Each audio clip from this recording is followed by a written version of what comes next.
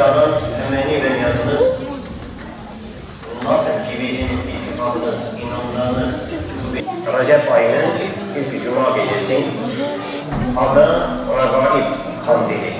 İsim olarak verilmişler, demişler Regaib. حمد بحسب وذاب بحساب وذاب وذاب إذا نقول عن خشينا أو وذاب بشيء بمثال أول وآخر وهم بزوال دون تعذب شفيع المستقيم أو حبيب ومحمد رسول قرد بيت رجع قرب خلاص مشكو شوقكم بيجنا الصلاة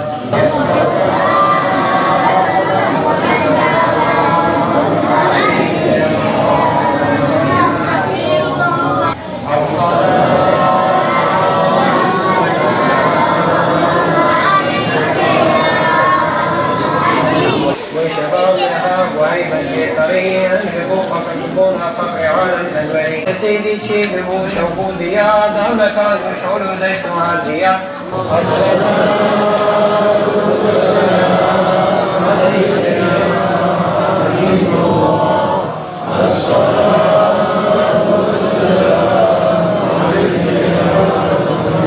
بالسلام السلام عليك السلام عليك المخاوف والأخطار وتقبل منا ما قدمناه من يسير أعمالنا في السر والإجهار بتمامه وكماله من هذه القراءة الشريفة والمولد الشريف وعبيدك الحاضرين السامعين ولكافة أهل الإيمان أجمعين والحمد لله رب العالمين.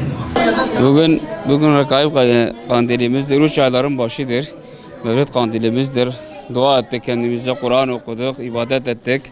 Allah'a çok şükür inşallah Allah'ın izniyle bu ibadetlere devam edeceğiz. Çok şükür böyle bir güne girdiğimiz için çok mutluyuz. Bu kadar dua etmemiz, okumamız lazım. Allah'a dua etmemiz lazım yani. Bugün Regaib Kandilidir. Mevlid okuduk. Sohbet ettiler. Peygamberimizin Efendimizin hakkında sohbet ettiler. Kalabalıktı, bayağı kalabalıktı. Güzeldi. Daha ümmeti Muhammed'e dua etti. Toplum için herkese güzel bir dua etti inşallah. Bu gece insan kazası varsa kaza kılar. Bol bol Kur'an okuyacak. Ya tövbe etsin, Allah'a dönsünler.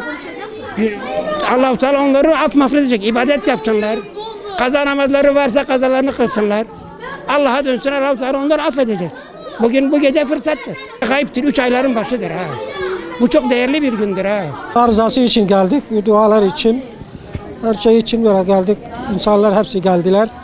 İnşallah bizi o şeyi kabul edecek Allah. Bu duamızı bu cuma günü, bu hayır günü inşallah kabul olacak. Camide dua ettik, mevlid okuduk.